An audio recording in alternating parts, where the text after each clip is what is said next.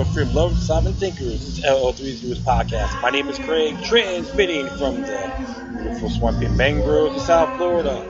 And today's date is Friday, September 20th, 2017. Yes, it's mostly cloudy in the evening along the New River of Fort Lauderdale. There's a couple guys were jamming. Of course, jamming right across the river at Ronnie's Pub along the riverfront. Yeah, so besides doing another episode today, I go, what the heck? Just got a few things on my mind. So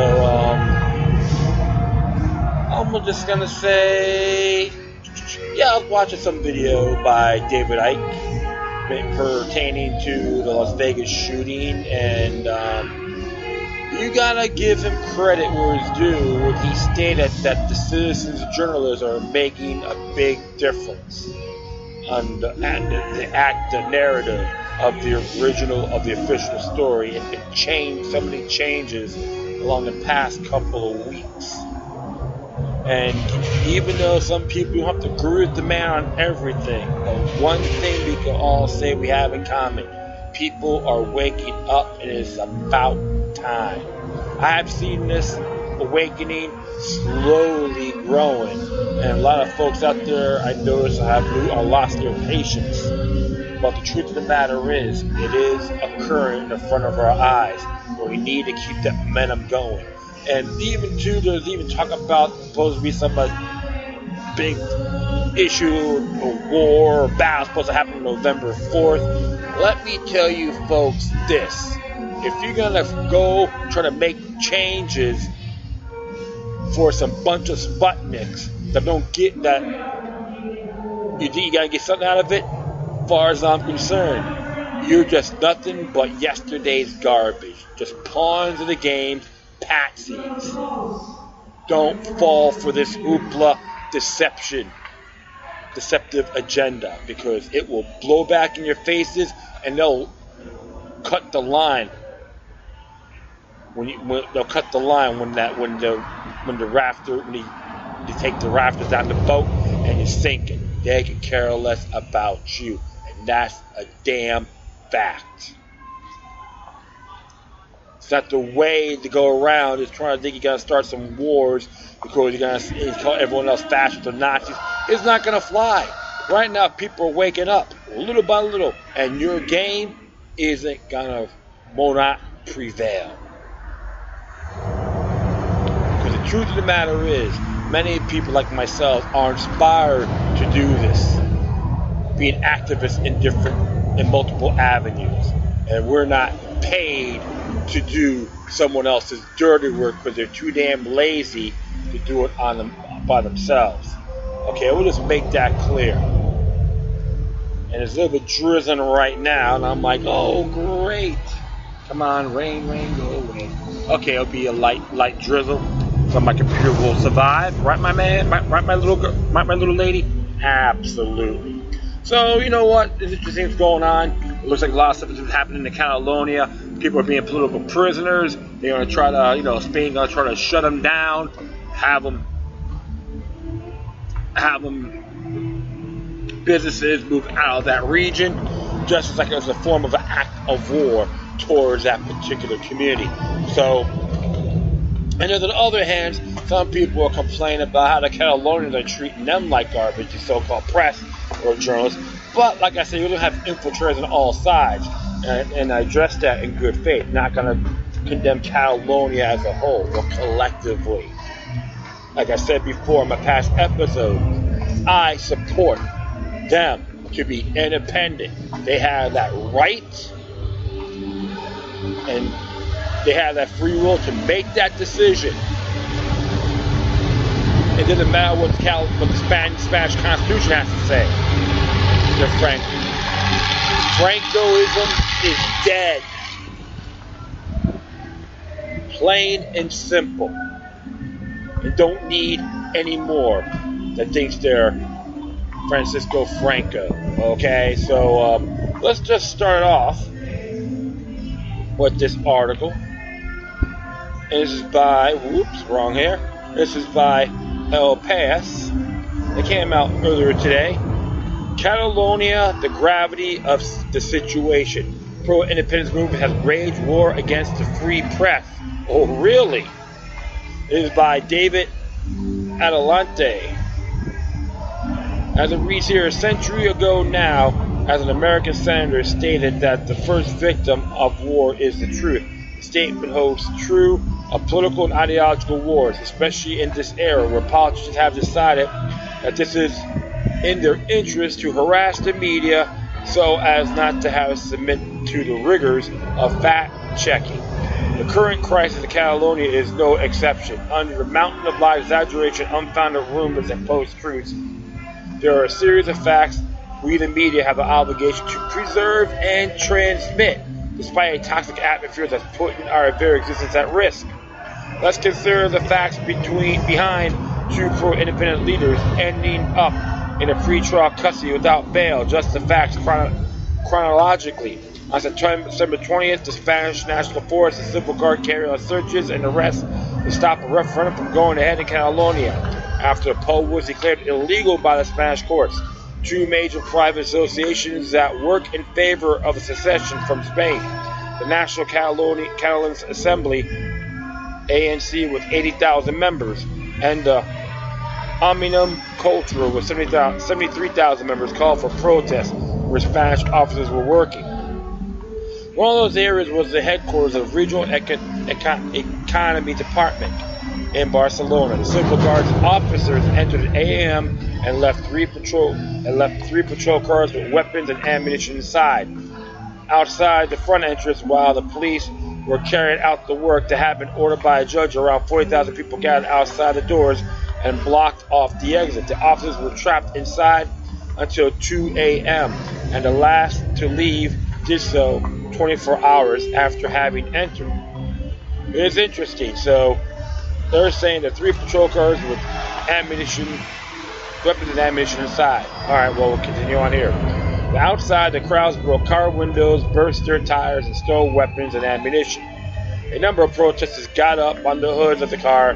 During the night, the two leaders of the ANC and Omnium Cultural, Jordi Sanchez and Jordi Cuixart, also got up on the hoods of the car with a megaphone. The only video that has circulated of our incident is one of the Cuixart saying to the demonstrators on the top destroyer car, "We call on you as far as is possible for this protest to disperse." You see the actual person at the top of the vehicle. Alright. For the High Court judge in charge of the probe into the day's events, these facts are sufficient to accept the charges of sedition against two pro-independent leaders, given that she believes that there is proof that they try to encourage the masses to impede the actions of the justice system. Under Spanish law, the offense of sedition carries a maximum 15-year prison sentence for those who publicly and tumultuously rise up to prevent, by force or outside the legal channels. You got someone starting the vehicle, you got a train coming up on the other side. Just so don't panic. Application of the law to any authority, official, corporation, or public officer from the lawful exercise on the train. Just hang tight, enjoy it. Exactly. I'm about being having fun. Podcast outside, a little bit of an adventure, okay? Hopefully the people can deal with that. I do it all the time. If I do it in my camper, I get real bored. I like to have it out here, chat with folks. People should be walking, riding their bikes, driving around, think what the hell I'm doing. Then, but it's all good. They allow to know me here, so it's pretty neat. So, what it says over here about corporation public officer from the lawful exercise of their duties or implementation of administrative or judicial resolutions. The pair trials has yet to start, but the judge in charge of the investigative stage believes that there is a flight risk in the case of the two suspects, or that they will not appear in court. These are the facts on which there are a huge amount of opinions. One could think, as a pro-independent supporters, that the referendum was legitimate and the two activists are fairly jailed defenders of democracy. One could also think the opposite, that not only they deserve to be held in pretrial custody without bail, but also deserve a conviction for having facilitated a situation that saw civil National Guard officers effectively held hostage until the early hours of the morning. These, however, are only opinions. The media should report on facts. We cannot adapt our news stories to a political or ideological narrative, no matter how honorable their aims may be. And this is part of the press. And there is part about Spain as a whole. So we'll say here, Spain is a country with rule of law and with the democratic system as young as it is complex.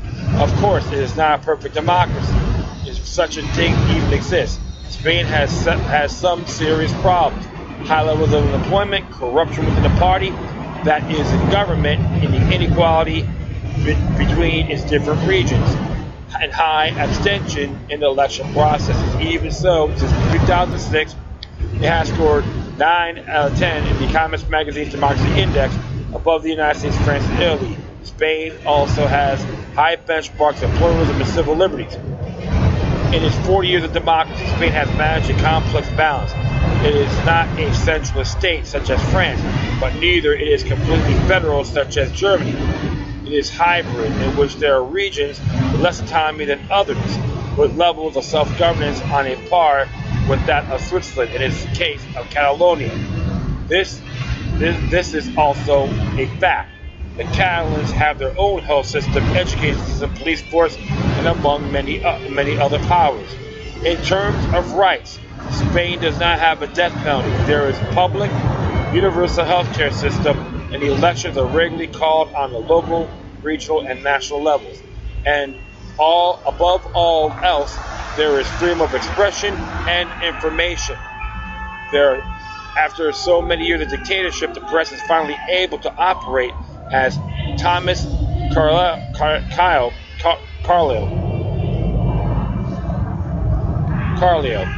defined in his 19th century as a fourth estate, one that monitors the three, the executive, legislative, and judicial powers. What is generally worrying is that this freedom of the press is in danger due to the Catalan crisis. The starting gun for the persecution that journalists are being subjected to was fired in August when the Catalonia region premier Carles Puigdemont said that an editorial from ARPAIO'S was miserable for calling for the independent process to be halted given the severity of the terrorist attacks in Barcelona. Journalists from ARPAIO'S are being called fascists, Nazis, and murderers. We are being harassed on social media and social networks with insults directed at us and our families. Anonymous profiles post messages saying that they know where we live. Those of us who appear on television have been shouted and insulted on the street. The atmosphere is stifling, above all in Catalonia. Using activists on Twitter, with Julian Assange taking the lead, and media outlets that are highly subsidized by the Catalan government, such as El Nacional. Pro-independence forces have put a tremendous campaign into action and bid a silence us or adapt our reporting their narrative. Even Reporters Without Borders has got involved, driven by the intimidation maneuvers of the executive of Mariano Rajoy. The regional government has gone too far in its attempts to impose its visions on local, Spanish, and international media. The head of the RWB office for the EU Balkans, Pauline Adiz-Meval, has said RWB has compared these tactics with the campaigns of Donald Trump and far-right movements, and they are. When pro-independence supporters hurl insults at veteran journalists who risk their lives to do their jobs during a dictatorship and call them fascists, they are acting like Trump, who qualifies every story he doesn't like as being fake news. Well, if you study the merits of these reports, you can understand why Donald Trump does call them fake news. And I'll be very frank, I am not a Trump worshiper, okay? Just to let you folks know. They still talk about the whole Russian collision. Why? Well, other garbage is going on, but that's exceptional, right?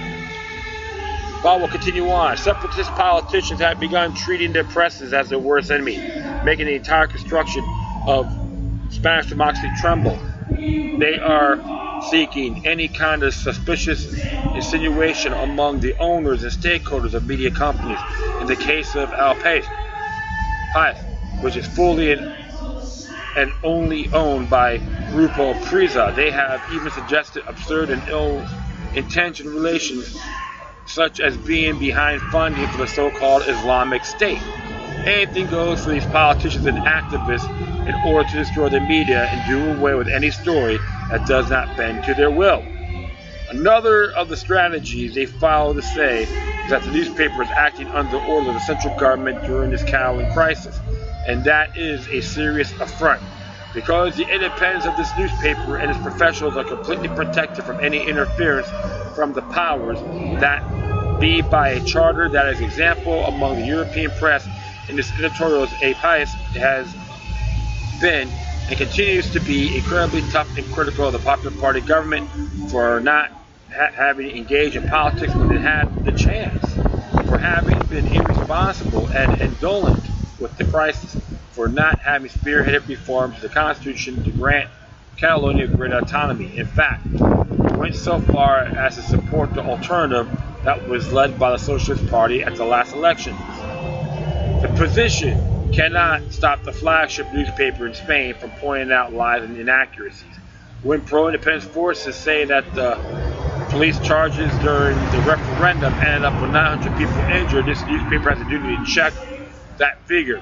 When they claim the day they saw the worst violence in Europe since the Second World War, we must reject that statement because it isn't true. When they distributed the old photos to denounce the current violence, we must report this fact.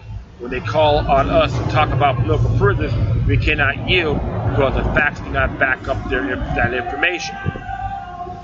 If it is true in the current crisis that the Western model of democracy is going through the press, is being subject to persecution by political forces of all stripes, whether they be populists, extremists, or nationalists. These politicians are availing themselves of the new environment, more plural, more fragmented a social network. The media is facing the challenge of knowing how to operate in this ecosystem in order to continue to do our job by resisting. No matter how strong they are, the pressure from political power, whatever they may come from. The English version is done by Simon Hunter. And it's very interesting about this because you're always going to have rough edges on the pro-freedom side as well. That's just part of human nature and politics and so forth. I'm not going to say this person's an effing liar as well, because the truth of the matter is always going to have those entities, those infiltrators, the provocateurs, and people and agitators that want to use force, want to conscript people, want to right. It has happened, regardless. There's nothing new at all. Usually they'll say in the history books, the victors were right, and that's fact, and that's it. So they have a solid point. This is why I always tell folks you got to observe responsibly. And even to the people of Catalonia that want this freedom and independence from Spain, they got to make sure their new government is in check. You don't trust them. You don't trust them. You keep them on their toes. Because government in Latin means control of the mind. So you have to always look at these other areas as well. When tyranny goes one way, when one tyrant falls, when one tyrant is defeated, another one will arise. That's just the game of life in the geopolitical world. And even with the press, they need to write this in their own free will and in good faith, not be prostitutes. Sometimes you may have folks in this particular newspaper that maybe have some prostitutes. I'm saying it's a claim, it's possible, but not saying it is absolute fact. But the freedom of the press, even in Spain, is just as essential. It has to be done honorably. The journalists should not get beat on, history clubs or foreign objects, etc. Call them out, if they're being inaccurate, criticize them for lying. Yeah, you can do that, but not physical force or violence towards them. So like I said before in the very beginning, yes, I do support Catalonia to be a sovereign nation. So ends if the but. But prepare. You have to be vigilant towards your new government when it's official. You keep them on their toes. And remember, Thomas Jefferson said it the best, who was President of the United States, philosopher of freedom. A little rebellion now and then is good.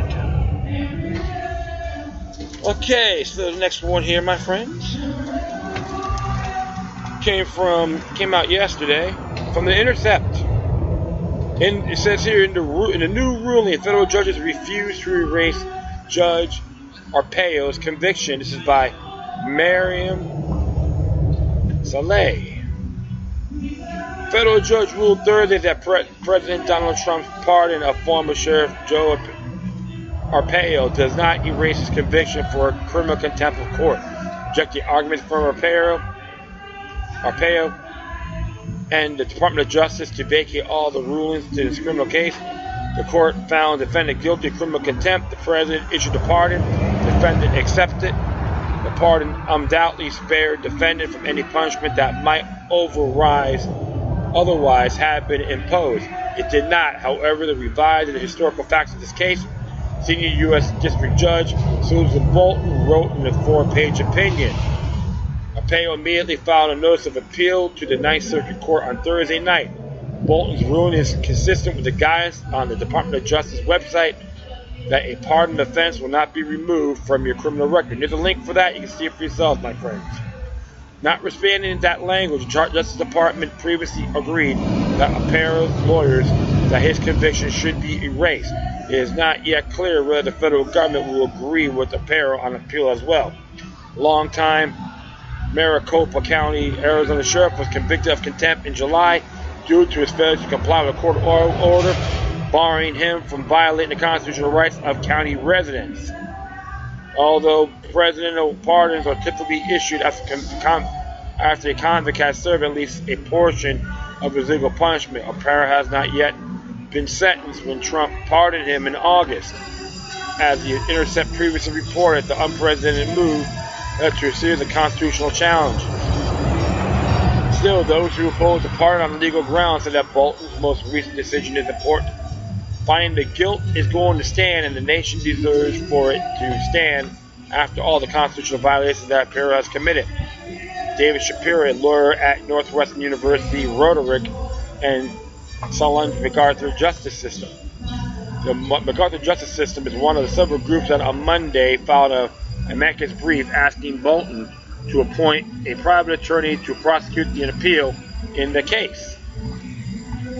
What? The role of a private attorney would be investigated and decide whether to appeal or oppose Bolton's decision, including her October 4th ruling upholding the pardon as Intercept previously reported. The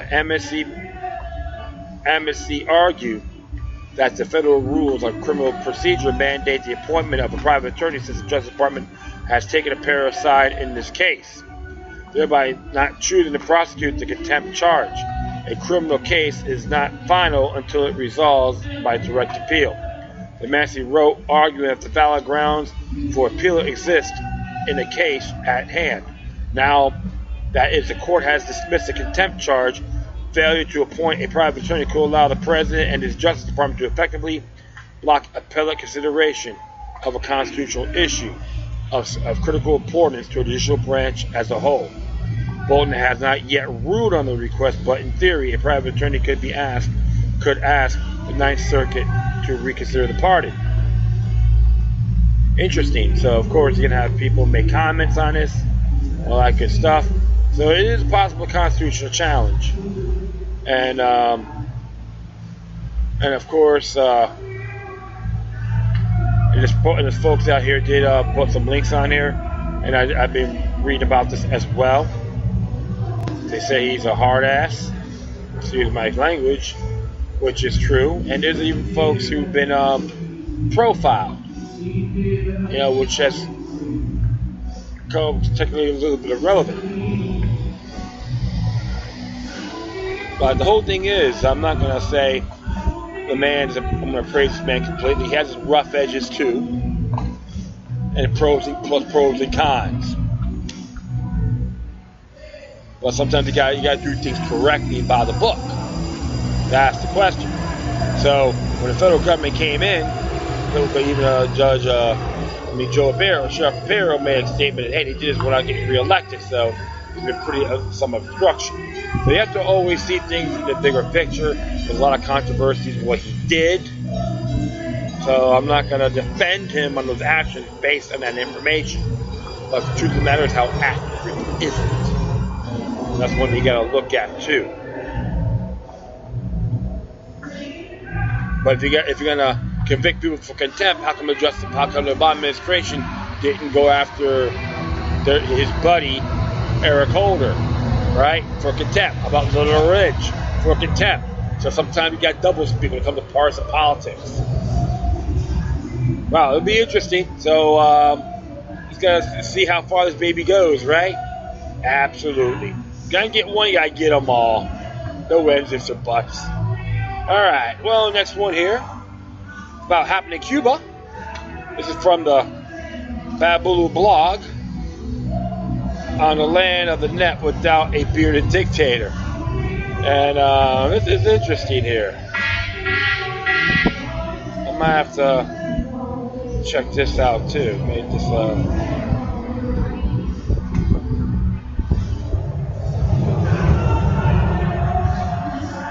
definitely want to check this out. Yeah, I might just follow him on Twitter right now. Why not? Let's have some fun.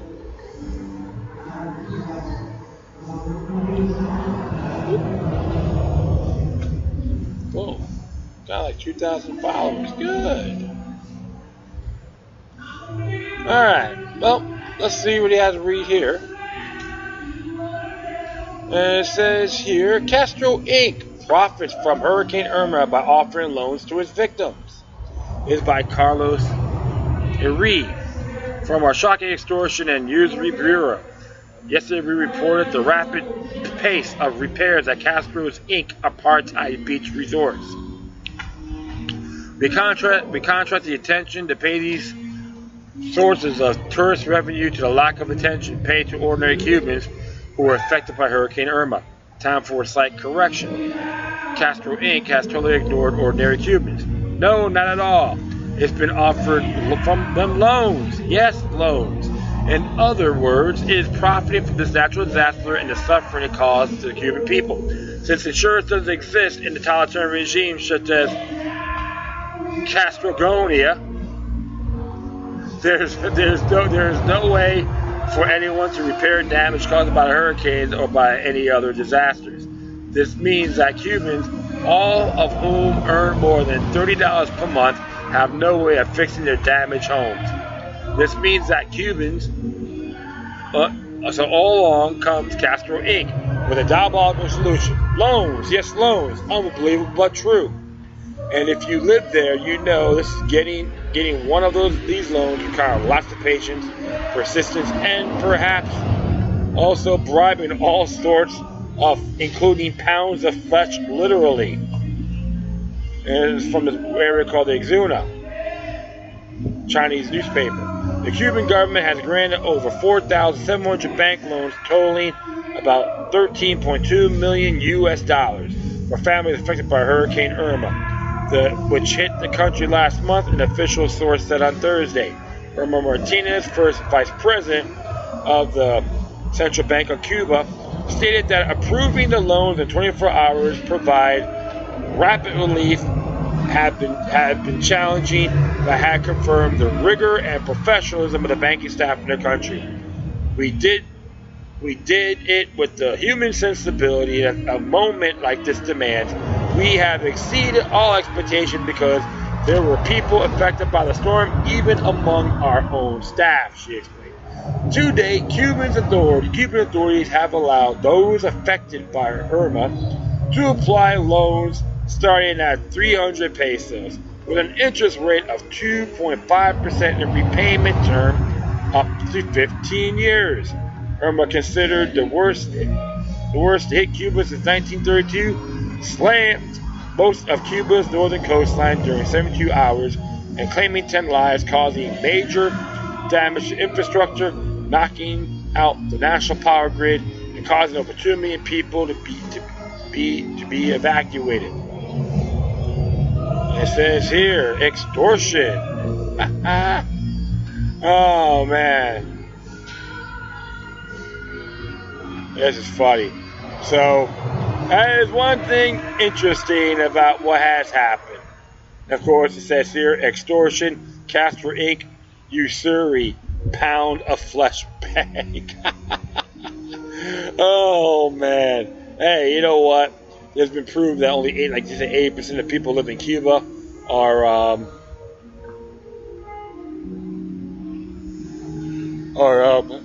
excuse me, work for the government.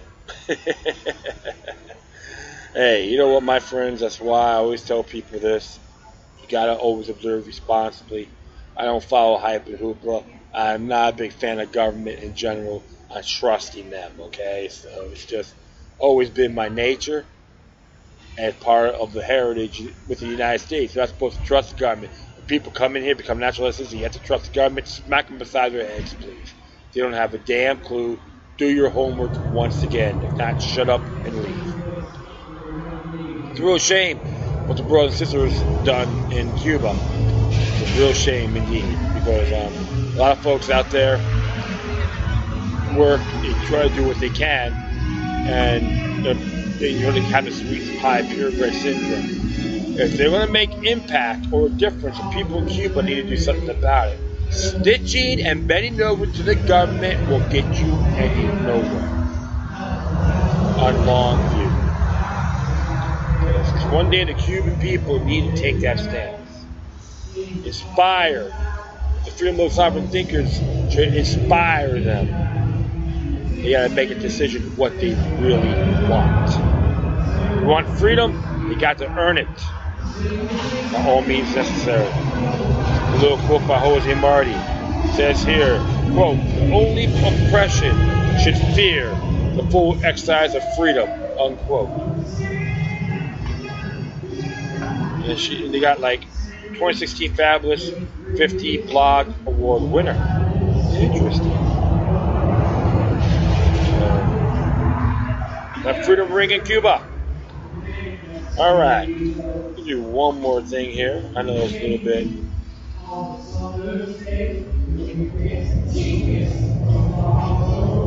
This is from the Foundation in Economic Education, V.org. Came out a few days ago.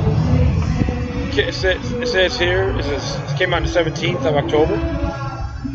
As of this year, it says here, gun violence would plummet if we just called off the drug war. Ending the drug wars will have a significant impact on the number of gun fatalities across the board, led by Thomas J. Eckert. With the horrific shooting that recently took place in Las Vegas, debates over gun control have been given center stage in our media and politics once again. And while every pundit seemed to have their own surefire way of combating gun violence, they all gloss over the elephant in the room, which is, although mass shootings have taken on a repulsive popularity recently, the gun violence surrounding the war on drugs has created more casualties than every mass shooting in the U.S. combined, despite the fact that these commentators tirelessly argue the merits and faults of one another's idea. One thing is certain, we can and should end the drug war immediately. What the numbers say. News outlets and politicians currently promulgating their agendas would like you to believe that every public venue in America carries an over risk of involving you in the next mass shooting. The truth, however, is quite different. There has been an average of 32,000 gun fatalities in America each year from 2003 to 2010. Of those, 63% were suicides, and accidents leading to approximately 11,000 homicides a year, of which more than 30% were gang-related. Of the remaining homicides and victims of mass shootings, made up only 1.5%, equating to 0.1% of all gun deaths and 0.3% of all homicides. Interesting, right? And there's links to that too. You can see it for yourselves. Now, if we are to believe the intentions of those pushing from an end to gun violence, it should be glaringly obvious that focus on mass shootings, an issue that is responsible for 100 times fewer deaths than gang-related homicides, is an illogical way of achieving their goal. Luckily, the immediate and long-term effects of ending the war on drugs would have a significant impact on a number of gun fatalities across the board. The most immediate of these would result from reducing the number of people who are in prison of victimless crimes, thereby drastically cutting the number of children who grow up in a single-parent household. Currently, 46% of our federal prison population consists of non-violent drug offenders, while massive 70% of gang members grow up in broken homes. Even if 5% of those who are currently in prison for drug crimes return to have a positive impact on their families, that's over 100,000 fewer recruits for gangs across the country. The drug war has created an endless cycle whereby people unnecessarily are thrown to prison, often leaving children behind to grow up impoverished in the single-parent households and far more susceptible to join gangs. In this way, the war on drugs ultimately contributes to more gun violence, more people end up in prison, and the perpetuation of a generational cycle. Decreasing drug trafficking and mass shootings. Not only would ending the drug war break the cycle of poverty and subsequent gang recruitment, but it would be vastly cut into what has become the primary funding mechanism for gangs, drug trafficking. Drug trafficking brings in as much as $750 billion in the U.S. each year. Much of that money goes to gangs that have immersed themselves from start to finish in creating, smuggling, and selling drugs throughout the country. You purchase drugs in any major city in the U.S., chances are, and they've passed through a gang at some point. Combines with gangs' inability to resolve disputes through the courts and other nonviolent means, it becomes obvious why gang, gun violence, and drug culture are so intertwined. However, if you're still a dead set on combating mass shootings, and the drug war would have a positive impact there as well. Many of the recruits, mass shooters in America were prescribed psychotropic antidepressants before going on their rampage. This type of medication has a well-documented history of causing hostility and homicidal ideation. What's interesting about that, I'll stop for a moment. You know, another person I gotta give credit to, which I wasn't crazy about him as governor of Pennsylvania and Secretary of Homeland Security, was Tom Ridge. He talked about psychotropic drugs as well. Why create more gun laws? People on mass shootings should be focusing more on psychotropic drugs. And it was a real good article, and I don't have it on top of my head, unfortunately, where to look. But if you have a chance, check it out, man. Just search engine that. Because remember one thing for sure, Tom Ridge is a grandfather. So when you become grandfather, one thing I learned about grandparents, they look at the world in a different way. You know, from being a parent and a grandparent. So, and that's why even Donald Trump, he's a grandfather too. So you gotta look at everything. That's why you gotta look at things a lot broader. As you know, opening up the market to previously outlawed alternatives gives pharmaceutical companies an incentive to innovate medications for treating mental disorders that have a volatile and potentially violent side effects. This will lead to an eventual decrease in the number of dangerous overprescribed drugs that are currently used and fatal effects that accompany them. Unfortunately, most Americans don't realize the positive impact that ending the war on drugs would have on gun violence, making it unlikely that they will see this gain traction in a meaningful way. Our politicians' fetish for solutions that criminalize nonviolent citizens guarantees that an effective solution that exerts more government control will be put forth long before they'll consider an effective policy that might scale it back. Instead, they will choose to prey on the public's emotions by shifting focus toward the sensational stories, just as we see today. Mr. Ecker's spot on that too, so you gotta always have. He's really spot on, and to be very frank, the way to fight this, I was thinking about the drug other day. war on terror, all that non-violent stuff, it is it's a thing called jury nullification. All right, if there's no victim, how is that a crime? And everyone needs to take initiative on learning about that exercise, freedom of conscience, natural born rights. So this is why you have to always see things in the bigger picture. If you study the 20s with the prohibition of alcohol, who benefited the most? Organized crime and corrupt governments. And what happened? Maryland was the first state to nullify the prohibition of alcohol amendment, and everyone else followed through. They got repealed in 1931, if I'm correct, or 32, 33, because the federal government can control it. It can be done again and again. And right now it's fantastic with the legalization of medical marijuana, recreational marijuana is being done on a state level. So you don't let the federal government. You gotta let the federal government know you don't tell us how to think. We are exercising an anti-commandeering doctrine, which is fantastic. So this is what's cool about in the United States. We have the 10th Amendment, states' rights, nullification, bingo. So that's the contrary of it all. All right, my friends, I think that is it. I thank everyone for listening, but feel free to download and share through the social media network. And what was pretty cool, because I know I've been I was checking my I was doing a little research about my show, and of course I got like Radio Online from France, and I got this one Russian site that downloaded all my shows too, and I thank you for making it happen. Hey, if you downloaded my shows out there, hey, send the information to me, man. That'd be greatly appreciated.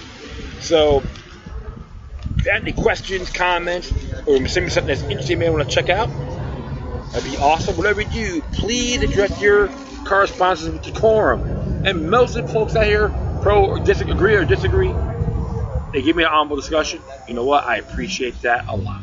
You can hit me on Facebook, Twitter, Google+, Spreaker, iHeartRadio, Tumblr, YouTube, Freedoms Network, Scene.life, Minds.com, FutureNet.club, Patreon.com/LokiLuck3 with 3 eyes. If you're going to be a patron, donor, supporter, that'll be excellent. Or you can hit me on Gab, G-A-B, which is gab.ai. It's like another alternative to Twitter, because there's been a lot of issues with that mainstream social media site on censoring and invoking people's accounts. In addition, you can email me at LokiLuck3@gmail.com, or the encrypted ones, LokiLuck3@protonmail.com. Woo, okay, my friends, that is all for now. Once again, thank you for your time. Plus, always remember that demoniac resistance is healthy for the soul and can liberate humanity. Till next time, take care of yourselves. Keep on spreading love, and may your guardian spirits be with you.